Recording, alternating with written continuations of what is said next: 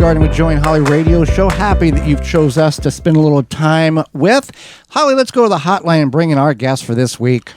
Jessica McCollum enjoys teaching new gardeners how to get started and encourages their garden journey. She does this on her YouTube channel called From Dream to Seed. Welcome to the program, Jessica. Hello. Thanks for having me. Well, we thank you for taking time out of your day and about to educate Holly and myself and all of our listeners. And I'll start with this. We all have visions and focuses on what we do. What is your focus for beginner gardeners? What do you hope to get there? What was the message you want them to receive? I wanted to break down gardening in a way that was easier to understand. I feel like sometimes when you get into gardening, it can just be overwhelming. There's so much sort of not conflicting information, but just different information that works for different people.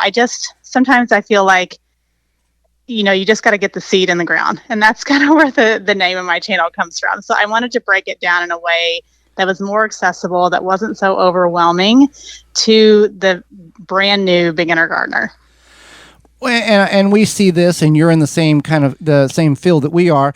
When people jump in to say, hey, I want to start a garden, it may be easier for them just to take an engine apart in the parking lot than to try to figure out how to plant and what to plant and who to believe and who not to believe. Exactly. So what is a common problem beginner gardeners have, and how do you help them with it? The two most common I see, the two are kind of biting off more than you can chew. And I totally get this, and I completely did this as a brand new gardener. You get so excited. So you plant out this huge garden with everything you want to grow, and it just gets so overwhelming. So I always tell beginners, pick like 4 or 5 things that you really love, that you're going to eat, and or use if it's a cut flower, and start there, and then slowly add on 1 or 2 new things every year, so you don't come this time of year when the weeds are growing and you're kind of burnt out of gardening. It just doesn't get overwhelming. And the second problem is not putting enough time and energy into the soil, and that's something I really, really try to hone in on my channel, is to really put the effort into the soil, not the plants.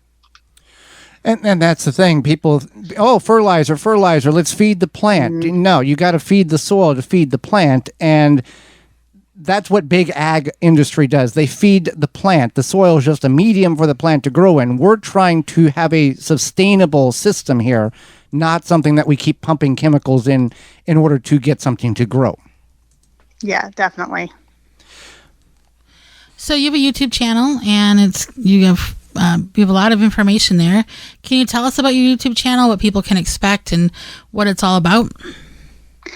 Yeah, that's where I originally started, other than I had a small kind of Facebook page as well. And this initially started, I became a master gardener in 2020. And that same year, we had this big thing going on in the world. And so many people were wanting to garden, either just for something to do or because they were worried. We weren't quite sure where that path was going to go. And so I was kind of getting overwhelmed with questions from friends and family and neighbors because they knew I was a master gardener. So I originally just decided to do a beginner gardener series on YouTube. I was going to just create 9 or 10 videos to get people started and just be like, here, you can watch this. But it kind of just evolved into this thing that I really enjoyed. It was my creative outlet. I was happy to share, and it expanded from YouTube to other social medias. And so the main thing on my YouTube channel, as far as my beginner gardener series, which was the original content that I put out there, was, again, just literally starting from the beginning. What kind of garden should I have? What direction should my garden face? How do I build up soil? How do I put a seed in the ground? Really breaking things down for beginner gardeners. And that's not a bad thing for advanced gardeners to go back and revisit, because information has changed, different thought processes have changed, because when they got started, they may have seen somebody or read something and that was just what they went with. And now we have, I can take a little bit of from that and that and that and make my own creation in my backyard now and redo what I've done. Oh, for sure. And I feel like even I've been gardening for over 15 years now, and I feel like I still every year. I always tell people that gardening is like raising kids. Every time you think you got it figured out, they throw you a curveball. And so it just, you never stop learning. And gardening is a science, and best practices change all the time, and we're constantly learning new things. So yeah, you're never ever, I don't think you can ever quite master gardening. There's always something new to learn. Now, do you find or advise a new gardener to strictly go in the ground, or strictly containers or raised beds, or is it your mileage may vary, so you need to figure it out for your own self? Absolutely. I tell gardeners that each garden is unique as the gardener planting it. So the goal of my channel is to give people options, because there are some hard, fast rules in gardening, but other things it just kind of depends on so much: your climate, your soil, your accessibility, the size of your yard, what you want to grow. So I don't think there's a one size. In fact, I know there's not a one size fits all garden, and you can garden in so many different ways and do it successfully. There's thousands of ways to grow a tomato, right? Right. So the goal of my channel is to give people options, and then they can kind of cherry pick what's going to work best for them. I would always advise, and you correct me, if you're going in the ground, do a soil test to know if the soil is good, if there's toxicity, if you shouldn't grow in the ground and go in an elevated system. I am a huge, huge proponent of soil testing, especially for the home gardener, mainly because I tell people it stops you from adding things to the soil that it doesn't need. And over fertilizing, especially with things like phosphorus, are so bad for our waterways and can really, really cause a lot of trouble. Well, it ain't cheap either.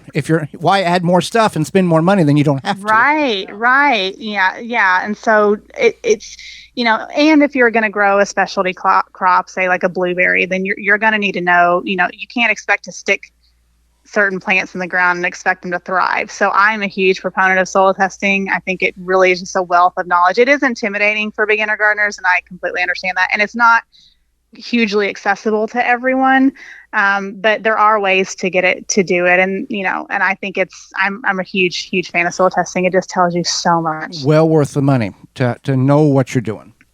Mm-hmm. Agree. With all of your journeys here and starting on, I'm sure you've made a big oopsie or a big mistake. Is there anything that stands out that you go, well, I should have known not to do that, but I'll use that as a learning tip for everybody who's watching so they don't make the same mistake I did?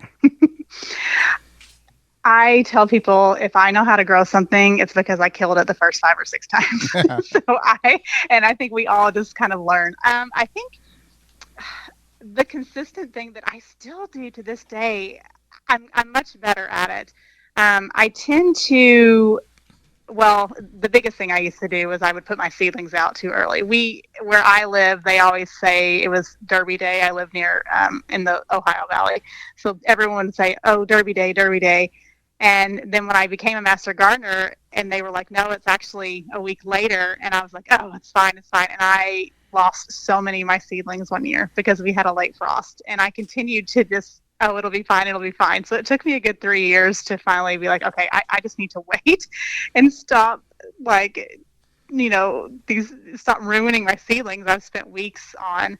I think now it's just mainly, there's just certain plants you really have to stay on top of. And because I'm an organic gardener, there's just certain pests I need to kind of stay on top of. I usually do hand picking, or I'm doing row covers and things like that. But, life just gets busy. I've got 3 kids, and they keep me on my toes. So I don't know if it's a mistake. It's just mainly sometimes just letting things get away from me. It's just the reality of life. The reality of life.